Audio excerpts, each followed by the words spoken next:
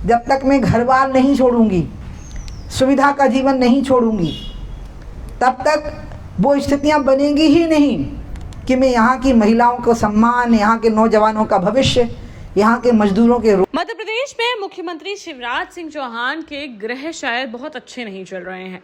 यही कारण है कि एक के बाद एक पार्टी के बड़े नेता उनके लिए परेशानी का सबब बनते जा रहे हैं। अभी 2 अक्टूबर को ही शराबबंदी अभियान की कमान एक कार्यक्रम में मुख्यमंत्री शिवराज सिंह चौहान को सौंपने वाली उमा भारती ने एक बार फिर शिवराज सिंह चौहान को परेशानी में डालने वाला कदम उठा लिया है। अभी 5 दिन ही बीते हैं जब भोपाल में शराबबंदी अभियान को लेकर अपने पूर्व घोषित पदयात्रा कार्यक्रम और अभियान को बड़े भाई शिवराज सिंह चौहान के अनुरोध पर पूर्व मुख्यमंत्री उमा भारती ने स्थगित कर दिया था।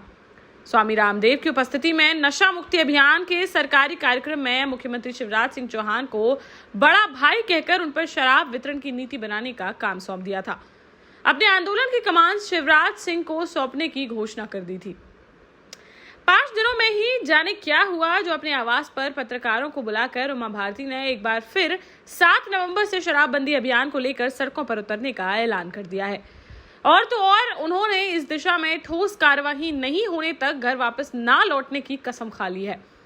इस बीच मध्य प्रदेश में सड़कों पर चलकर घास फूस की झोपड़ी, टेंट, जंगल और धार्मिक स्थलों पर रहने की घोषणा की है। भोपाल में पत्रकारों के बीच लगभग 20 मिनट के अपने बयान में पूर्व मुख्यमंत्री उमा भारती ने इस बात पर तो संतोष जताया कि उनके शराबबंदी अभियान को सरकार ने स्वयं अपने हाथों में लिखकर अपना अभियान बना लिया है। यह भी बड़ी बात है, पर उन्होंने मुख्यमंत्री शिवराज सिंह चौहान पर विश्वास जताया कि वह अगले वर्ष ही शराब नीति में संशोधन करेंगे। पर उन्होंने यह भी चिंता जाहिर की कि उनके साथ आने वाली हजारों महिलाओं को वह कैसे विश्वास दिलाएंगी कि जैसा वह सब चाहती हैं वैसा ही होगा। ऐसे में उन्होंने सरकार को 31 मार्च तक का जो समय दिया है उस दौरान वह अपने घर और निवास में नहीं रहेंगी, बल्कि मध्य प्रदेश की सड़कों पर घूम घूम कर लोगों को शराब से होने वाले नुकसान के प्रति जागरूक करेंगी। उनका अभियान 7 नवंबर से शुरू होगा और जब तक लक्ष्य प्राप्ति नहीं होती है तब तक चलता रहेगा। इस बीच में सरकार के फैसले की और जो नई शराब नीति बन रही है उसकी वह समीक्षा भी करेंगी। पूर्व मुख्यमंत्री उमा भारती ने स्पष्ट किया कि उनके द्वारा शराबबंदी अभियान की कमान सरकार को सौंप देने के बाद कार्यक्रम में आई लगभग 3400 महिलाएं और प्रदेश की जनता के मन में यही सवाल उठ रहा है कि अब आगे इस अभियान का क्या होगा। इसी की चिंता करते हुए वह अपना घर छोड़ रही हैं। उन्हें यह भी पता है कि जब तक वह ठीक से हट नहीं पकड़ेंगी तब तक स्थितियां नहीं बनेगी कि मध्य प्रदेश में जन आकांक्षाओं के अनुसार शराब वितरण की नीति बन सके। उमा भारती ने यह भी स्पष्ट किया है कि वह अपने इस अभियान को किसी भी तरह से राजनीतिक रूप नहीं लेने देंगी। उन्होंने दावा किया कि वह किसी भी प्रकार के पद की लालसा के लिए सड़कों पर नहीं उतर रही हैं। उन्होंने यह भी कहा है कि केंद्रीय मंत्री रहते समय उन्होंने खुद 2019 का चुनाव न लड़ने की घोषणा की थी और यह भी कहा था कि वह 2024 में चुनाव लड़ेंगी।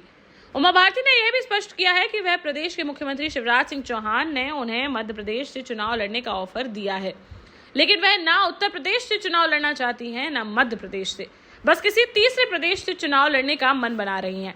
इस बारे में उन्होंने पार्टी को भी बता दिया है और मैंने तय किया है कि मैं स्वयं 7 नवंबर से जब तक हमारी लक्ष्य प्राप्ति तक जो बातें तय हुई हैं उस तक नई शराब नीति की स्थिति को हम नहीं देख लेते, तब तक मैं घर में नहीं रहूँगी।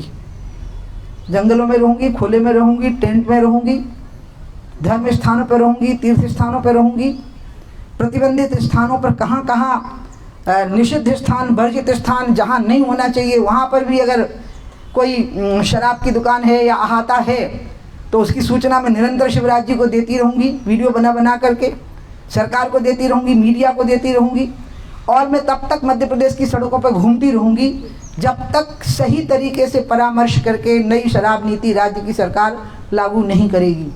जब घोषित करेगी तभी उसका ड्राफ्ट समझ में आ जाएगा। लेकिन मैं एक बार फिर से, तो जब तक मैं ठीक से हट नहीं पकड़ूंगी और जब तक मैं सड़क पे नहीं रहूँगी, जब तक मैं घर बार नहीं छोड़ूंगी, सुविधा का जीवन नहीं छोड़ूंगी, तब तक वो स्थितियां बनेंगी ही नहीं कि मैं यहाँ की महिलाओं को सम्मान, यहाँ के नौजवानों का भविष्य, यहाँ के मजदूरों के